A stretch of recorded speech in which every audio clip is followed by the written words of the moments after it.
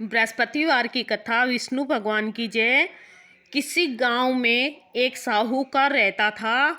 उसके घर में अन्न, वस्त्र और धन की कोई कमी नहीं थी, परंतु उसकी स्त्री बहुत ही कंजूस थी। वह किसी भिखारी को कुछ भी दान नहीं देती थी। सारे दिन घर के काम काज में लगी रहती। एक दिन एक साधु महात्मा बृहस्पति देव के दिन उसके द्वार पर आए और भिक्षा की याचना की। स्त्री उस समय घर का आंगन लीप रही थी।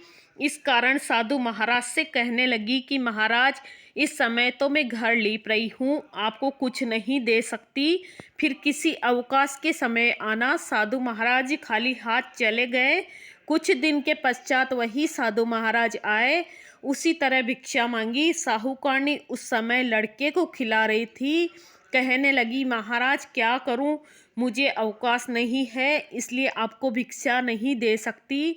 तीसरी बार महात्मा जी आए तो उसने उसी तरह से महाराज को टालना चाहा, किंतु महात्मा जी कहने लगे कि यदि तुमको बिल्कुल ही अवकाश हो जाए तो मुझको भिक्षा दोगी।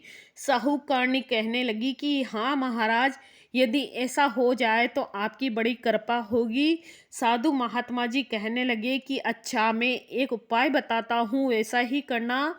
तुम बृहस्पतिवार को दिन चढ़ने के बाद में उठना सोकर, और सारे घर में झाड़ू लगाकर कूड़ा एक कोने में इकट्ठा करके रख देना। घर में चौका इत्यादि मत लगाना। फिर स्नान आदि करके घर वालों को कह देना कि वो हजामत जरूर बनवा कर आएँ। रसोई बनाकर चूल्हे के पीछे रख देना, सामने कभी मत रखना।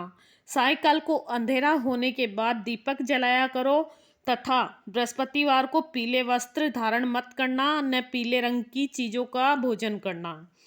यदि ऐसा करोगी तुम तो तुमको घर का कोई काम नहीं करना पड़ेगा। साहूकारनी ने ऐसा ही किया। बृहस्पतिवार को दिन चढ़े उठी, झाड़ू लगाकर कूड़े को घर में जमा कर दिया। पुरुषों ने से हजामत बनवाने के लिए कह दिया। भोजन बनाकर चूल्हे के पीछे रख दिया। वह सब बृहस्पतिवारों को ऐसा ही करती रही।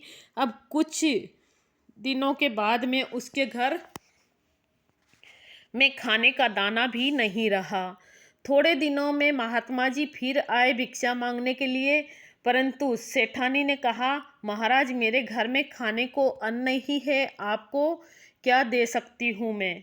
तब महात्मा जी ने कहा कि जब तुम्हारे घर में सब कुछ था तब तुम कहती थी कि मुझे फुर्सत नहीं है, अब पूरा पूरा अवकाश है तब भी कुछ नहीं दे रही हो। तुम क्या चाहती हो वह कहो।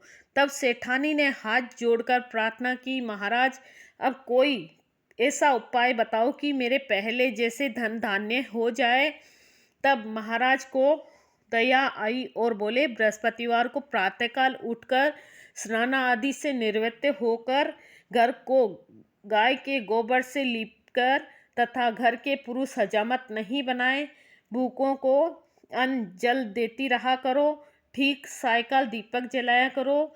यदि ऐसा करोगी तो तुम्हारी सब मनोकामनाएं बृहस्पति भगवान पूरी करेंगे। सेठानी ने ऐसा ही किया। उसके घर में धन धान्य वैभव वैसा ही हो गया जैसा कि पहले था। बोलो बृहस्पति भगवान की जय, विष्णु भगवान की जय। बृहस्पतिवार की कथा सुनाई मैंने। जय श्री कृष्ण।